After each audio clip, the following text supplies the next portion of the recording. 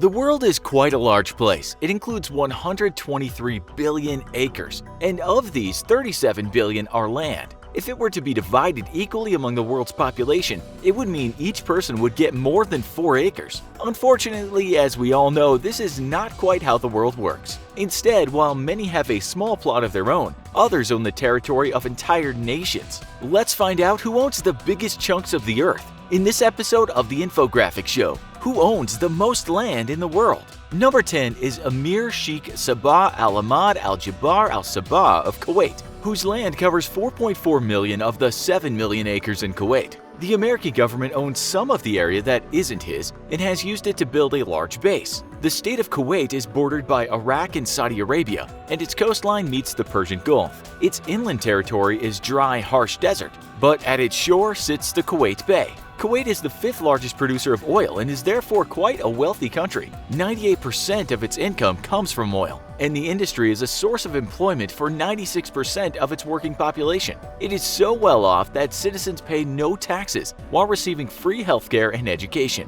Sheikh Al-Sabah, who pledged $500 million in aid for the Syrian population, has gotten recognition for his generosity in humanitarian endeavors. Number 9 is King Letsie III of Lesotho, who owns 11,718 square miles of country, along with its diamond mines. His position is mostly symbolic, but though he has no political power, he still maintains ownership of this land. The Kingdom of Lesotho is known for its high mountain peaks, as well as its valleys, and is surrounded by the country of South Africa. It's a poor region that relies upon its neighbor for power and for employment of its people. While tourism and the diamond trade have brought in profit, they appear to fall short of the needs of the Lesotho population. This is despite the fact that it grows at a slower than average rate. Number 8 is King Jigme Khesar Namgyel Wangchuk of Bhutan, who owns about 15,000 square miles of land. He ascended the throne in 2006 at the age of 18 after his father, who began his reign at the even younger age of 16, stepped down.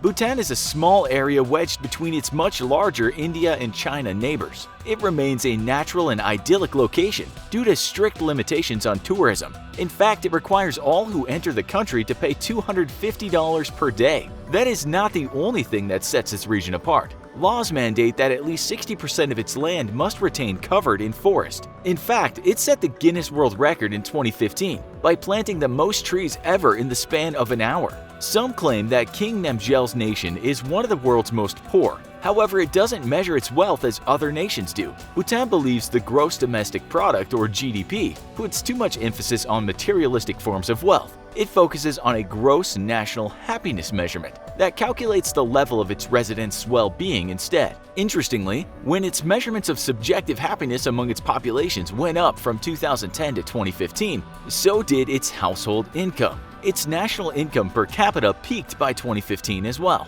Number 7 is King Abdullah II of Jordan, who controls the Hashemite Kingdom, which spans around 34,492 square miles. In contrast to other countries, Jordan is relatively small and lacks oil as a resource. It's a mostly mountainous, desert-based region, but has a rich history as the site of many ancient kingdoms and civilizations. Its ruler, King Abdullah, served in the British Army before joining the Jordanian Armed Forces. He wasn't expecting to be named as his father's successor, and like few other rulers, has remained humble despite his circumstances. He lives in an apartment rather than any of the 8 available palaces, and has been known to mingle with his people while in disguise. He has recently earned the distinction of being the world's best paid political figure, making $58 million in annual profits. Number 6 is Sultan Qaboos of Oman, who controls all of Oman, a country off the coast of the Arabian Peninsula, where the Arabian Sea and the Persian Gulf meet. The coastal areas of this land are fertile and rich and support many kinds of crops. However, more inland, much of the area is covered by dry sand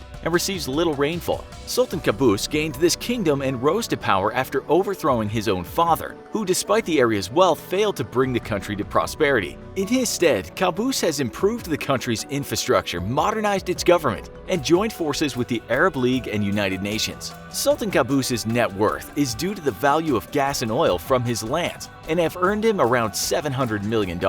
Number 5 is King Maha Vajiralongkorn of Thailand, who owns all of Thailand, or around 128 million acres. This land is in the heart of Southeast Asia and is very different depending on the area. To the north there are hills and forests, in its center are rice fields and plains, and rough coasts line the country to the south along its peninsula. King Vajiralongkorn's father had been the longest living ruler before his death, with a reign of over 70 years. That title is now held by Queen Elizabeth II. Upon his father's passing in 2016, the $30 billion legacy he left behind officially became his son's. The Crown Property Bureau controls these and all other assets, but acts upon King Vajiralongkorn's direction. Some of the holdings, in addition to his newly acquired funds, include Bangkok Real Estate, the Siam Commercial Bank, and lucrative businesses collectively known as the Siam Cement Group. Number 4 is King Mohammed VI of Morocco, who has 175.6 million acres of land. His kingdom is part of North Africa, situated across from Spain on the other side of the Strait of Gibraltar. It's covered by more streams than anywhere else in the north, due to water collection in both the Rif and Atlas Mountains. Most Moroccan soil is rich as well and provides 33,000 square miles of land for agriculture.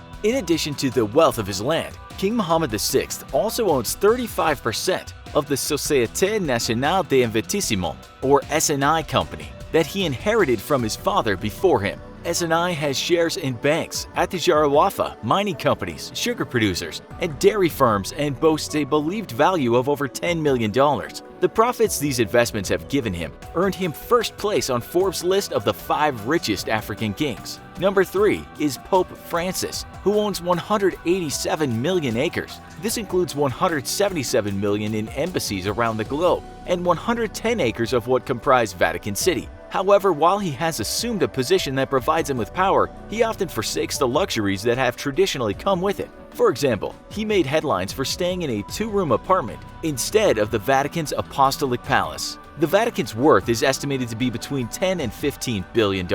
However, Pope Francis's personal wealth, a lot of which he has earned through his ties to the Vatican, is around 25 to 28 million. These figures are estimates, however. A lot of the property has never been appraised, and information on the Pope's finances is not widely known. Number 2 is King Salman of Saudi Arabia, who succeeded his half-brother Abdullah in 2015 and owns 547 million acres. This is a majority of the Arabian Peninsula and mostly desert. Though impressive to most, these millions add up to just 12% of Queen Elizabeth II's property. However, he has no reason to complain. While many estimate the British royal family's wealth is $88 billion, that is nothing next to the royal family of Saudi Arabia, whose worth is closer to 1.4 trillion. Their fortune comes from the rich oil reserves discovered in their land back when Salam's father, Abdulaziz ibn Saud, was king. The sale of natural gas and petroleum are conducted through Al-Saud Incorporated, the family business. This company is reported to be worth in excess of $2 trillion, making it one of the most successful of its kind worldwide. Its profits are divided among many thousands of family members, with the most shared between a select 2,000 of them. King Salman himself is worth $17 billion. He spent some of these funds on dozens of apartments and a chateau in France, a palace in Spain, and to create sprawling country retreats, coastal vacation properties, and yet more palaces in his homeland. Number 1 is Queen Elizabeth II, who owns as many as 6.6 billion acres. This covers not only areas in Great Britain, but also Ireland, Canada, Australia, the Falkland Islands, and more. Combined, it amounts to a little over 1/18 of all the world's land. This in turn provides her great wealth. The UK's longest ruling monarch has a net worth of $425 million, which includes the Sandringham House property with a value of $65 million and the Balmoral Castle valued at $140 million. In addition to this, she also generates an income of $54.4 million each year in profits from property owned in the Crown Estate. This estate covers large areas in central London, 263,000 acres of farmland, business and retail property, approximately half of the UK shore, and nearly all seabed for miles. But that is not all. There is yet more property known as the Duchy of Lancaster that provide her a further cool $19 million. It's interesting that Queen Elizabeth II owns billions of acres of land, and the second largest landowner has only millions. Yet the English royal family is worth many millions, while the Saudi Arabian family is worth over $1 trillion. Then you have the King of Lesotho, who has thousands of square miles and diamond mines. But the region still struggles to support its people. Guess size doesn't really matter in the end. Found this video interesting? Check out our other video, Surprisingly High-Paying Jobs. Thanks for watching, and I'll see you back here next time.